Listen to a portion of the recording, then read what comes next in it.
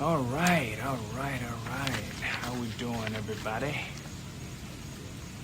I got my boy Matt Vasgersian in the building. Hello, everybody. We would literally be teeing off right now, and Maddie would say, "Welcome to Sunday Night Baseball from Miami, Florida." Malachi, what's happening? Phil Hughes. I don't know if Phil Hughes is in the house. Coach. We will be joined by Matt Vasgersian, all the way from upstate New York. Born in Oakland. Maddie's done plenty of postseason and World Series games. One of the great voices in baseball. Has a big Brewers background. Brewers, Padres. Married to Kimberly. Has a beautiful family. And he is now, no, I'm sorry, New Jersey, not upstate New York. Kimberly, I've been corrected. Amy from St. Louis is in the building. Maddie is a dream to work with. He's funny as hell. He's got the best, salt and pepper hair. I am chasing you, buddy, don't worry. And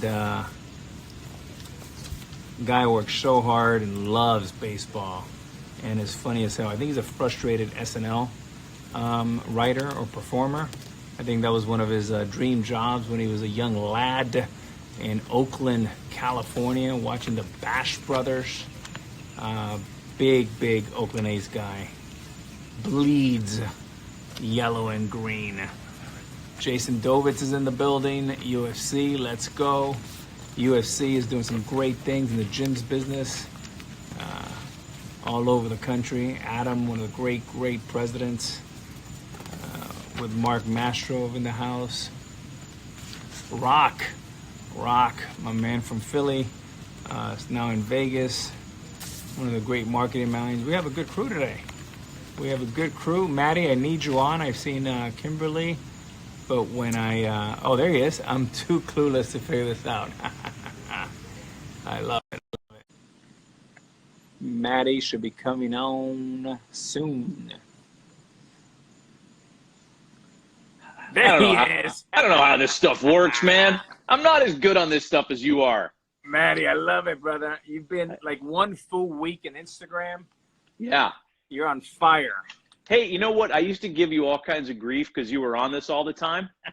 Now I know why you like this so much. It's pretty fun.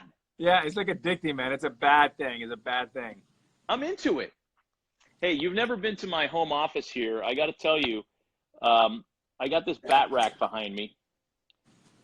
And there are exactly 2 real bats in there. Okay. I got one of yours, and I got a Dave Kingman bat. Wow. A lot of swing and miss in those 2 guys. Well, it's a lot of dingers in those 2 guys, too. And I got a lot of, and the rest of it's for show. 2 real bats. That's it. It's always good to start a show with a little humble brag. got the great house. It looks like you're in a cabin log up in like Wyoming, but you're actually in New Jersey, as Kimberly just told us. Yeah, my wife hates the fact that this place looks like an elk lodge, but I'm into the like wood and the outdoorsman look. So That's what we get. I win this time, and she'll win the next time. I don't know about you, man, but I would do anything right now to be welcome to. Give me a little intro. Let's just get in the mood a little bit. Say we're in Chicago and it's Cubbies Yankees. So Maddie, take it away. Well, you know where we were supposed to be? No, tell me. You just mentioned it. We were supposed to be in Milwaukee for the second time in a month, and it was Cardinals Brewers tonight that we were supposed to get, which has turned into one of the better rivalries, I think, in baseball. So it would have been so happy in Brewtown. Oh, you know what? We had a tailgate ready. You can't make this up. So we had a tailgate ready with this buddy of mine. We call him Jimmy Meatwagon because he owns an ambulance company, Bell Ambulance. I'll give him a little plug. And he is the tailgate king of southern Wisconsin. and he was going to have this big tailgate thing set up. He was going to have the mayor of Milwaukee, the police chief. He was going to have all these dignitaries out there. He makes the brats in the beer. So you could have brought some Presidentes. I love it. We could have boiled up the brats, and it was going to be a big party, and we got robbed of it because of this shutdown. Nothing's better than Dominican Presidente in Wisconsin. I love that. Oh, my By God. the way, Miller beer?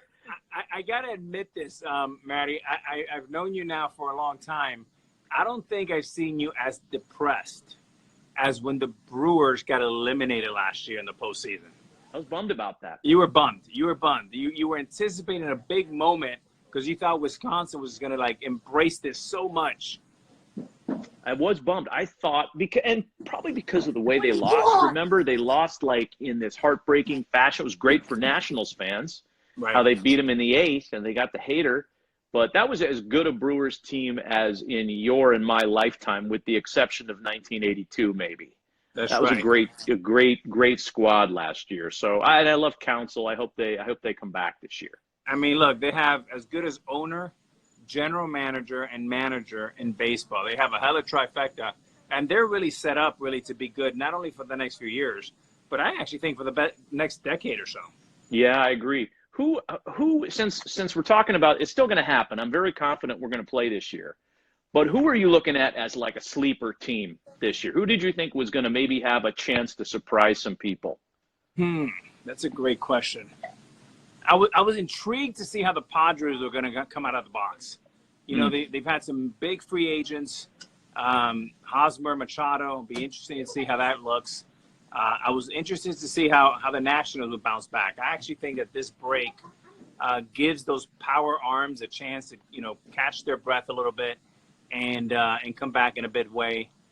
How about you? Let me turn that around on you. I think the Twins are an easy kind of sexy thing to grab because they were good last year, but the Reds were the team that I thought were kind of poised to make a move this year. They bring in a couple of free agents in Castellanos and Moustakas for pennies on the dollar. Their pitching was really good. I thought they were going to be good this year. And now if we have, a condensed schedule, which is a likelihood, this means that more teams are in play. So I think there's more intrigue around what can happen now, regardless of what plan they choose. More teams are going to be in it now. And I think there's a good chance that they expand the playoffs. So, more teams are involved. I'm excited. Me too. You look at the Angels, they bring in Rondon. They also have Ohtani coming back for a full year. You look at the Astros. The Astros should come back with a chip on their shoulder. They got a little break, but they want to make sure they show the world they can win games without trashing, garbage cans. And I think they can. And they have Verlander and others. And the Dodgers, I think 7 division series in a row, they're looking to close this thing down and make sure they become world championships because they definitely have the goods.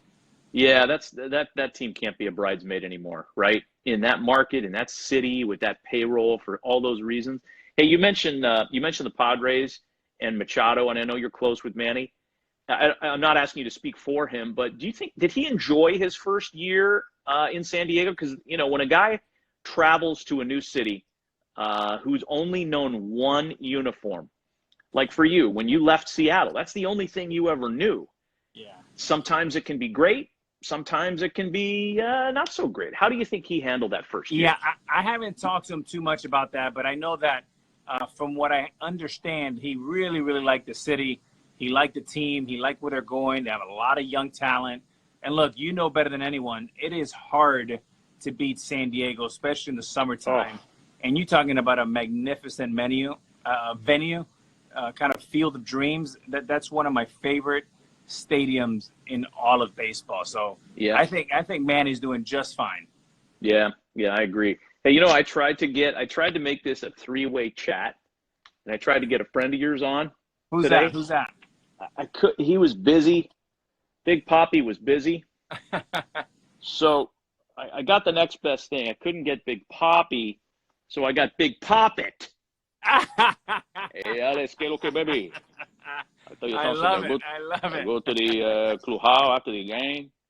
I tell the manager, I go to the clubhouse. This is my big puppet here. We break him out every once in a while. Oh, I love it. That's bling. pretty good. I used to know how to operate his arms. You know what I want to do one of these days? I want to sneak in behind you guys on the Fox set. You and Hurt and Poppy, and I want to bring Big Poppet with me and just drop him in there. Will they freak out, you think? I would love that. That would be really good. Hey, my man. Matty, here's a question. You've been in the game now. Has it been almost 29 years going back to your minor league days?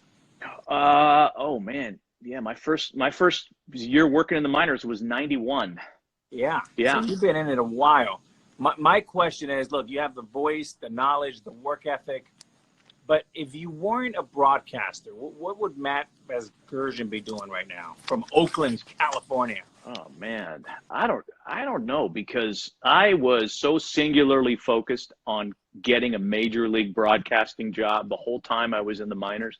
Everything I did, it centered around, is this going to help me get a big league job? If so, let's do it. If not, not interested. I mean, I was so one-track minded back then. It was unbelievable. When did that start, though? High school, junior high? You know what? It didn't start until after my first year of working in the minors. Wow. Because that first year, I was moving to West Virginia kind of just to have a fun summer. And I realized, hey, maybe I could make a living doing this. Maybe this is how I could, build a career. And there's a lot of self-doubt along the way, just like for a player. Like, it's competitive. There aren't that many jobs, and you have to be at the right place at the right time. And I stumbled into some good situations. You'd like to think you create some of your situations, but some of them you're just lucky. And that's was there a broadcaster out there that you looked at, either one or two that maybe helped you and you learned from, and maybe one that you aspired to be like? The one guy that helped me, he was my fairy godfather, man. He took care of me, was Ken Brett. And, Ken had a great career, and he has a more famous brother, but he was a great player and a really good announcer. And the Brett brothers owned a minor league team in Adelanto, California, out in the high desert. It was a Padres affiliate. And in 1992, I had just finished my first year. I was sending my tapes out to try to get another job. And Ken Brett heard my tape and championed me and advocated for me. And years later, in a really cool kind of baseball twist, he became my partner on Fox Sports Net. We ended up doing games together for a couple of years before he passed away. So yeah, he was my guy, man. Wow, that's really cool. Yeah. That's really cool. Who is the ex-player for you? And I'll say this, besides Keith Hernandez, because I know you're a fan of Keith. Who's the ex-player analyst that you have kind of patterned yourself or learned the most from? Ex-player, but that I learned from, not as a player, but as an analyst. Yeah, I would say Tim McCarver. I love Tim McCarver. Part of it is, growing up watching the Mets, watching Kiner's Corner, watching McCarver and how strong of an opinion he had, which, by the way, did not make him popular in many major league clubhouses, but I think it made him accurate and great. Yeah. Have you, we've never really talked about this, interestingly enough. Have you ever gotten any blowback from anybody, players, as to things you've said on TV? Yeah, I've had some issues that not so much from players, but from front offices that felt that it was too strong of an opinion. But every time I've held my ground, and I thought that was something very important to do early on. That most people thought, well, here's a player that played for a long time. He played at a high level, and he's just going to shoe it in and not call it how it is. I mean, one of the things I liked about McCarver, and Michael Kay and yourself and anybody who's done it at a high level is they played it fair but straight. And as long as you're not going like below the belt, I think that is absolutely your job, and that's what the people at home are expecting. Yeah. The national games, and I get asked this occasionally, like, do you miss working for a team? And, the answer is yes, from this standpoint, that when you work for a team, you've got skin in the game and you can root a little bit. And I think, regional announcers that get criticized for being too biased, people that criticize them are missing the point. You work for that team. You're traveling with those guys. You have relationships with those guys. You want them to win. And there's a level of that, I think, that's acceptable on TV. You're not going to go over the top and disrespect the opponent, but it's okay to root a little bit. But when you're, like when we're doing Sunday nights, you're not rooting because, Right. You're playing it right down the middle. And that's okay too. Let me ask you a question. Growing up in Oaktown, give me like a handful of players that just you like that you would pay your money to get out to the stadium and go watch. Oh, man. Well, in the early 70s teams, my early consciousness of baseball, it was Vida Blue. I mean, that Vida Blue, he was Muhammad Ali. He was Reggie. He was he was that transcendent athlete that I think today doesn't get enough credit. Vida was my favorite. Sal Bando ended up being a favorite. I ended up working for Sal in Milwaukee when he was the GM there. Terrific guy. Later on, the Ricky Henderson, Dwayne Murphy, Tony Armas outfield of the 80s. Mm-hmm. And by the way, those A's teams, man, I heard today that Matt Keogh passed away in his mid-60s. Super sad. He was a part of those Billy Martin staffs back then. And then, of course, like the Bash Brothers, like of all the teams, of all the players on those late 80s teams, my guy was Dave Henderson. He was my favorite from that group. And Carney Lansford. From Seattle. Seattle guy. That's right. Boy, he was a clutch player. Good Did guy. your paths ever cross? Oh, yeah. He retired, and he would be, he's beloved in the Seattle Mariners organization because he played there some, and he was loved up in the Seattle area. Good guy, always happy, very confident, and my gosh, was he a clutch player. I remember asking him, and this was when he had retired, he was a broadcaster. There used to be a sign in Oakland in center field that said Henduland. And I used to wonder, like, is that just some fan of Dave Henderson? So I asked him as a broadcaster, we're in the lunchroom at Safeco Field. I'm like, hey, Dave, I grew up in Oakland. What was the Henduland sign? What happened in Henduland? And he looked at me serious. He goes, son, you don't want to know what happened in Henduland. And he walked away. It was awesome, man. It was awesome. Oh, man. I got a little rapid fire for you. You ready for a little? Okay, yeah, because I got some for you too. All right, let's get it going here. What song does Matt sing in the shower? Oh, right now it's nothing but The Who. My 5-year-old son is hooked on You Better You Bet, Who Are You, Boris the Spider, and My Generation. So it's all Who all the time in this house. What apps are open on your iPhone right now? I'll tell you that right now. Look, because of you in part, I'm on this Instagram thing now. Arlo, because I want to see who's coming to bother my daughters. What else? Pick Collage, because I was trying to put together something to post, and I'm really not good at it. And Spotify. That's it. Top 3 books. I'm looking at them right now. One is called Dynastic, Bombastic, Fantastic. It's about the early 70s A's. No coincidence. I'm also looking at Ken Harrelson's autobiography, Nice. Hawk. And on the other shelf, I'm in the middle. This sounds boring. I'm in the middle of a bio of Teddy Roosevelt. Okay, nice. Yeah. What Maddie, like coffee or tea? Coffee guy. Multiple coffees. Now this is I got to brace myself. Give me one of Maddie's pet peeves. I know there's a lot. One of my pet peeves? Yeah. I don't like the misuse of the word aggression. Oh, okay. And especially sports analysts, right? You hear it a lot in, you're flipping around on any sport, and the analyst will say, he threw that pitch with such aggression. Aggression is anger. You mean to say aggressiveness, bro. That's all right, here we go. What personality trait has gotten you in the most trouble? Smart ass. Favorite travel destination? La Jolla, California. It's also the answer to where do you want to live? Who would play you in a movie for your life?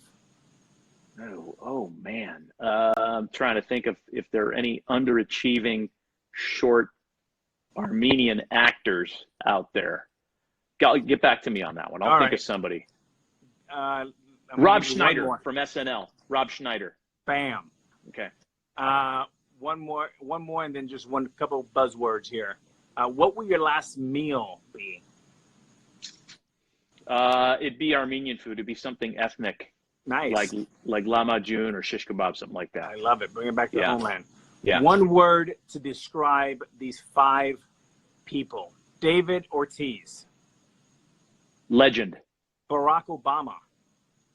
I don't want to say legend again. Icon. Tim McCarver. Stud. Aaron Rodgers.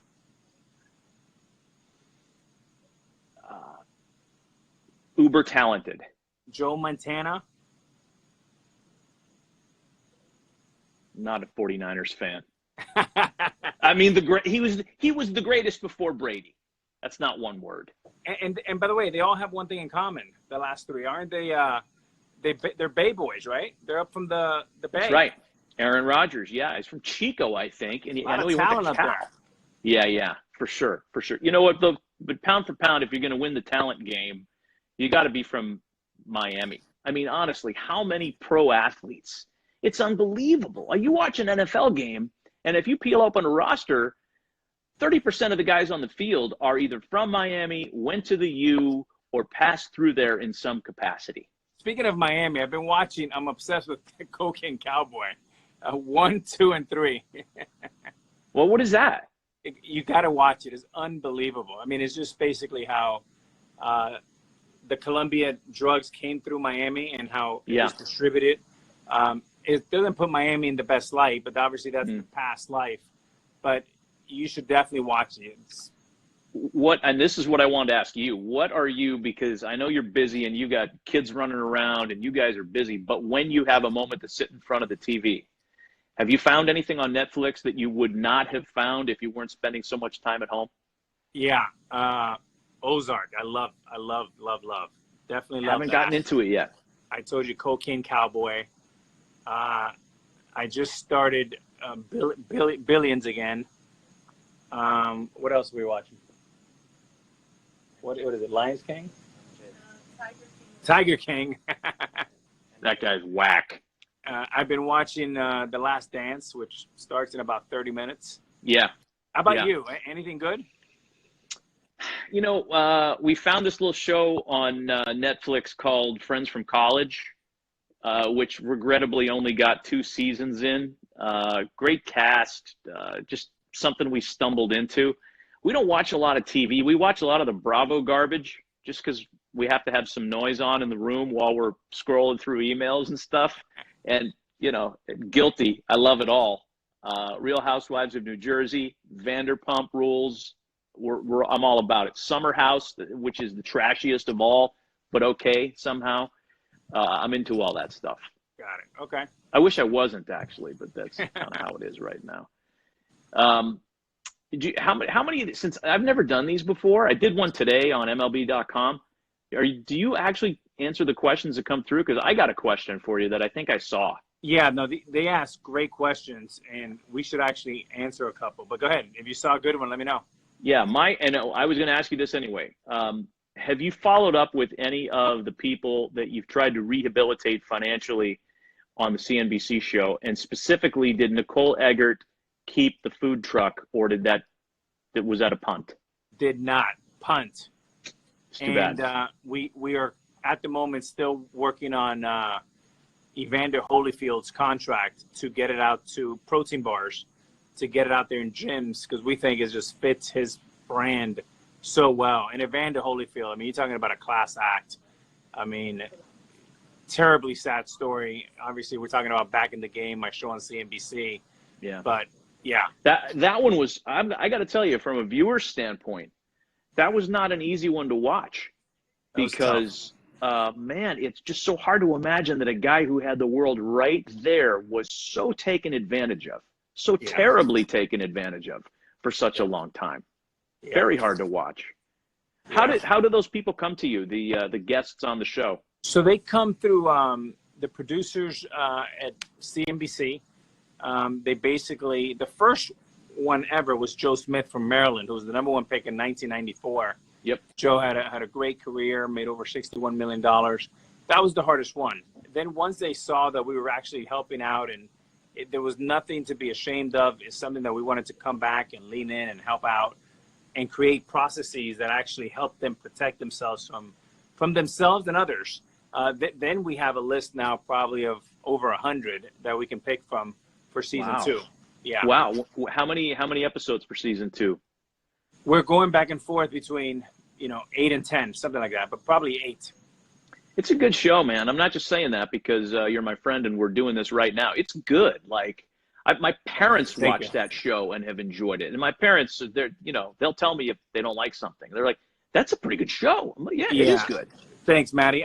It's something that I'm really, really proud of. I mean, look, it can happen to anyone. And, Evander is a perfect example, a guy who made over $260 million and has gone through a lot of financial issues, but he just didn't have the right team around him to protect him. So it feels good to help out and give back. I bet. Let's get back to baseball here for a sec.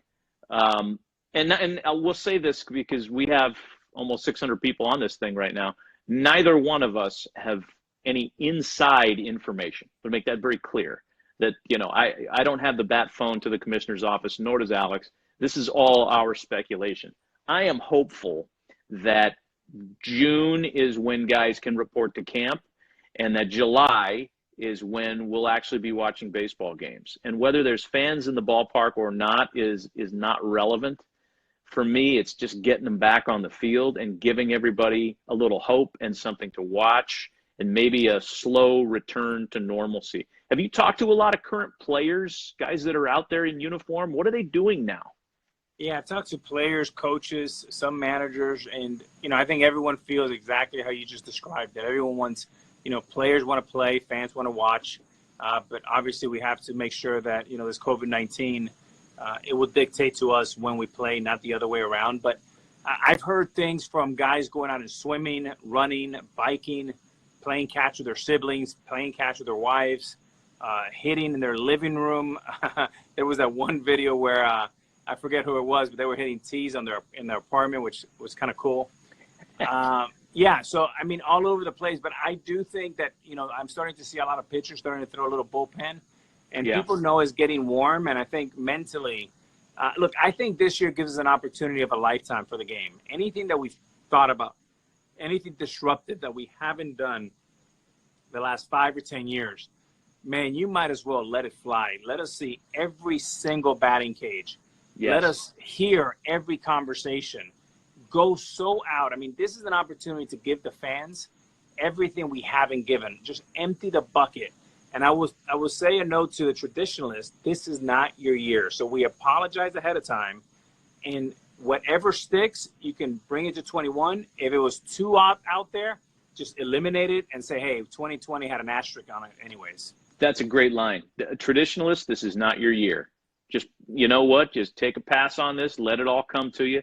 Whether it's robotic strike zone, which I personally am not in favor of, but again, in this climate, you have to at least open your mind to something that might expedite play. Expanded playoffs, I think, is a slam dunk, given what's happened right now. Because I like the idea for the expanded playoff format even before the pandemic, where it becomes almost more like an NHL or NBA playoffs, more teams in the dance. It's pretty aggressive to think that the teams with the best overall records could choose their opponent, but that was a part of the proposal. I think a lot of fans liked it. Some didn't. It was polarizing, but that's okay. But yeah, to your point, like anything that they've thought of now, like nobody's bitching about the 3-batter minimum. Right. Because and think about it, without the 3-batter minimum, you're going to have to play games now with expanded rosters most likely. And if managers had 14-man bullpens, oh man, every game would be like September. That's right. Oh, we'd grind, right? It'd be kind of hard. But now you got to get 3 guys out or at least get to the end of the inning. I like the 3-batter minimum. I know I might be in the minority on that one, but I like it. Listen, I love it. And I love anything disruptive. I love anything contrarian. I think we have an opportunity to say, hey, let's go out and try to be like the NBA, like the NFL, like soccer, anything, esports, you name it. Baseball is the greatest game in the world. And I think we have an opportunity They may not be fans in the audience, but I never understood, Maddie, why we're seeing, Mariano Rivera or Kenley Jansen warming up in the bullpen. But we have Aaron Judge, who's not playing. He's warming up in the batting cage. Why not let the fans at home see, like, oh, my goodness, in the 8th or 9th inning, we may see this, Goliath versus Goliath.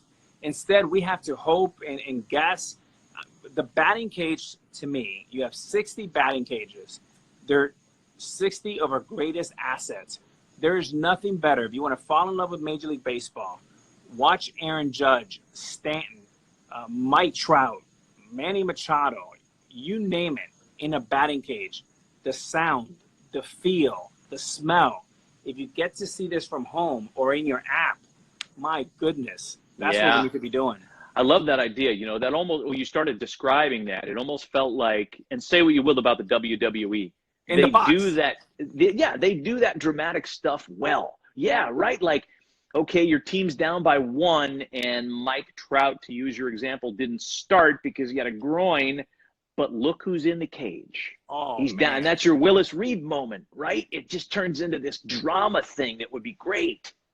Well, I mean, imagine Kenley Jansen warming up here and Mike Trout warming up here. And you say, folks, we'll be right back. We might have an epic battle.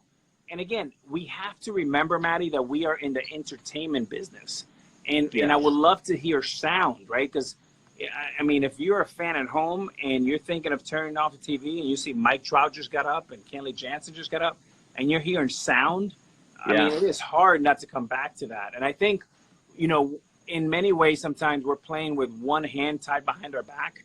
The game is so great, expose it. We are in an era, as the Kardashians have taught us, more is more. And if you don't believe us, folks, talk to our children.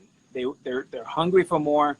We are the king of more because we play 162 games. Let's ninja this whole thing, and let's make our greatest weakness our biggest strength. Yeah, man, you make a great point, and I'm on board with all that. And then the question becomes, who's pushing back on that, right? It's the kind of older mindset. It's the PA, and I get it. They're trying to protect their constituents. I understand that. It's noble. But everybody needs to understand that the growth that we all kind of need, it's right there. It's right there. How do we take the game to the next level from a presentation standpoint? Access. Allow us to do what we do and build the drama and create the stars, but you have to give us the access. And that's why I know you feel the same way. Like when we ask players to wear mics and we get, a number of them to cooperate, it makes such a difference for what we do. And by the way, I'm a fan of yours now. You wore the mic on Sunday Night Baseball? Yeah. You took the collar the night before? I might forget it. I might not even mention that you're in an 0 for 15. That's a good point. I'm going to campaign for you to go to Cooperstown. You wore the mic for us. That's right. Here's another thing is, the thing that I took away from spring training was Anthony Rizzo getting mic'd, and he was having so much fun. He was talking about, hitting and this and that. I thought it was great. It shows personality. And look, here's how I feel about the PA. The PA's number one goal is, their number one idea is they have to protect the players. So assuming you protect the players, assuming you can find in today's technology, 2020, a way to have a delay with sound and with visual, maybe it's a 5 or 10 second delay. But if the way to grow the game is to reveal stories and get to know our players, if we can go from $10.7 billion a year to $15 billion annually, there's no better way to protect players than with their pockets. It's really true. And, there's subtle ways that players can promote themselves. Carlos Delgado was the master at waiting until the very last moment to put his helmet on when he left the on-deck circle. Because everybody got to see his beautiful face, man. Like, he was an eloquent guy. Great smile, Yeah, great smile. That was okay. But, a guy can only promote himself so much. You do need the help of the league or the broadcasters to kind of finish the job that way. I mean, I don't know. Your career would not have been any different with or without media access.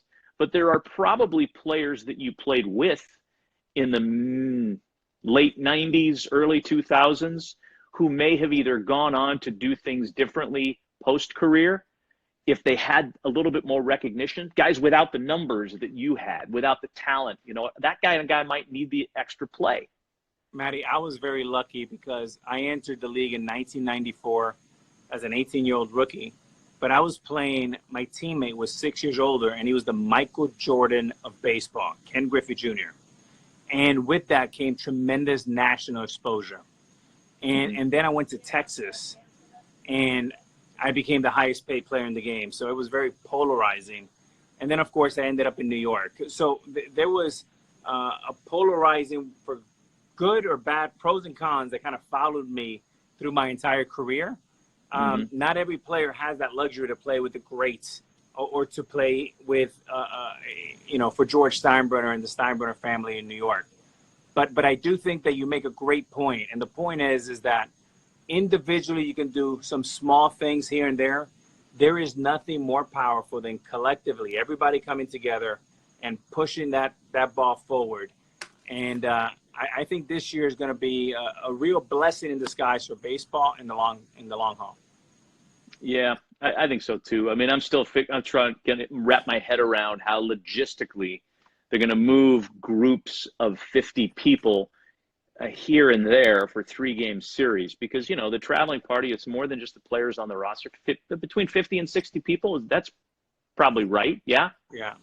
So you've got to deal with that logistically. That's not easy to do. And that's, I think, what they're dealing with now. That's what they're planning. Hey, Matty, before I go and I have to wash my dishes because Jennifer's telling me it's time to go, here's one question for you. Yeah. On Sunday Night Baseball, I can't wait to see you, my partner. My question to you is, are they going to put us like, is Mark and Phil going to put us one in right field bleachers, one in left field bleachers? There's going to be a glass. Moses in center. Moses is on here, by the way. I saw him. Oh, nice. Yeah, he's watching SNY, and he's got this up. There's going to be a glass partition between us. We'll be wearing masks and surgical gloves. And if you can understand what we're saying, fine. If not, that's fine too. Listen, anytime you get to put a mask on this face is good for ratings, baby. Same. Good to see you, bro. Thanks, man. This was fun. Yeah, man. Let's do it again. Tell your group I said hi. You got good people there. Your family, your group, your team. Tell them all hello. I hope I get to see everybody soon. Say hi, guys. Hi, guys. There it is. Time to do the dishes at the ARod's house. Enjoy, man. I'll talk to you soon. Say hi to the family for me. I'll do it, man. Thanks, bud. Right. See you, buddy. See ya.